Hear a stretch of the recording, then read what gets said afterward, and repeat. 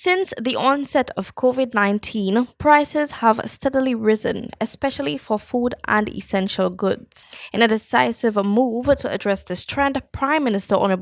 J Pierre announced that starting June 1st, a 6.5% service charge on essential goods will be removed, and from July 1st, the 12.5% value-added tax VAT will be eliminated from several categories of essential food items.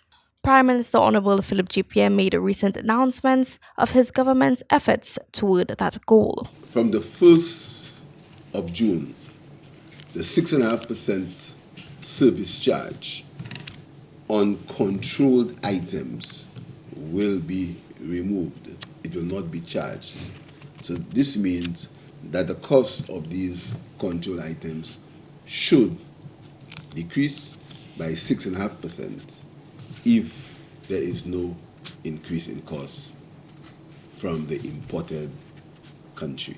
Economist J Pierre expressed his approval of the measures, despite some critics suggesting they might be merely political tactics. I have no idea, but whether or not it is, I'm sure nobody would disagree with the proposal. So, I think I'm certainly happy with it. I'm sure most people would be. He stated that even if the moves are politically motivated, they are nonetheless wise decisions. But certainly 6.5, small as it may sound, is at least going to ensure that if the prices will come down to some extent. He emphasized that although it's a positive step, the government faces challenges because much of the inflation is driven by imported costs. Pierre explained that the main tools at a government's disposal are the taxes we pay and the prices of imported goods.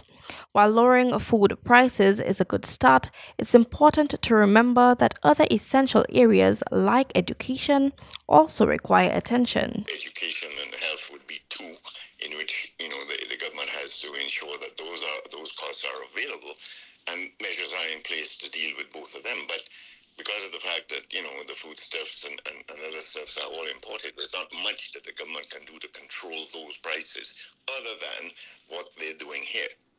And if it appears that it's not doing the trick, then they may have to consider something a little more aggressive. He cautioned that efforts must be sustainable. However, he warned that citizens need to avoid measures that might force the government into borrowing more money.